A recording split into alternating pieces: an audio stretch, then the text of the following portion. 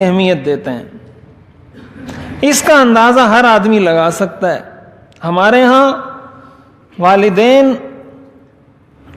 بچوں کے اسکول کی فیسیں ادا کرتے ہیں، بہت بھاری فیسیں ادا کرتے ہیں. اچھی بات ہے، ادا کرنی چاہیے، کوئی اس میں ممانعت، کوئی رکاوٹ، کوئی ناجائز بات نہیں ہے، بہت اچھی بات ہے.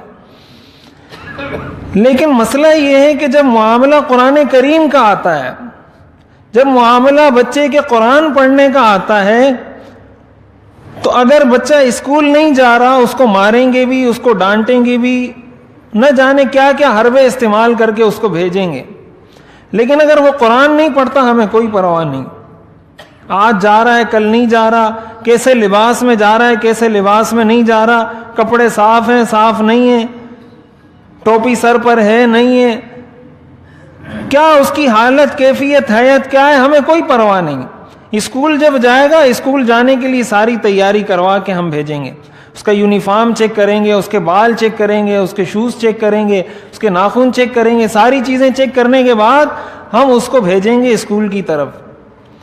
تو ہمارا یہ عدم اہتمام، ہمارا یہ اہتمام نہ کرنا اس بات کی غمازی کرتا ہے، اس بات کی نشاندہی کرتا ہے کہ ہمارے دل میں اس تعلیم کی کتنی اہمیت ہے. تو پہلے مرحلے میں تو ہم اپنی زندگی میں اپنے بچوں کی قرآنی تعلیم کو اہمیت دیں. اپنی سرپرستی میں جیسے آپ ان سے ان کا ہوم ورک پوچھتے ہیں کہ آپ کو آج کیا ہوم ورک ملا ہے، آپ آج کیا کام کر رہے ہیں، کیا کام نہیں کر رہے، کر بھی رہے ہیں نہیں کر رہے، تو بچوں کی جو قرآنی تعلیم ہے اس کے بارے میں بھی آپ کو پتہ ہونا چاہیے کہ آج آپ کا ہوم ورک کیا ہے، آج آپ نے کیا پڑھا ہے، آج آپ نے کیا پڑھنا ہے. صرف مدرسے میں چھوڑ دیا، بے پرواہ ہو گئے، اس کو داخلہ دلوا دیا مدرسے میں، پھر بچے لوگ کہتے ہیں ہمارے بچے مدرسے میں جا کے بگڑ گئے. تو بگڑیں گے تو ضرور مدرسے کی وجہ سے نہیں بگڑے، والدین کی بے توجہی کی وجہ سے بگڑے. اسکول میں تو آپ نے اس کو ایسے نہیں چھوڑا، ایک ہفتے کے لیے وہ گیا پھر آپ نے پوچھا ہی نہیں، اور مدرسے میں آپ نے اس کو یوں چھوڑ دیا ایک ہفتے کے لیے کہ وہ گیا تو بس گیا، اب آئے گا تو آئے گا، نہ آپ کو جانے کا پتہ نہ آپ کو آنے کا پتہ، اور بعد میں شکوہ مدرسے سے کہ مدرسے میں جا کے بگڑ گئے. والدین کی سرپرستی بھی تو کوئی چیز ہوتی ہے. ہمارے ہاں بہت معذرت کے ساتھ بہت سارے لوگ مدرسے میں بچوں کو اس لیے بھی داخل کرواتے ہیں کہ چلو اس کا کھانا پینا تو مدرسے میں ہوگا، کھانا پینا تو وہاں کرتا رہے گا، یہ بوجھ تو ہمارے سر سے ٹل جائے گا.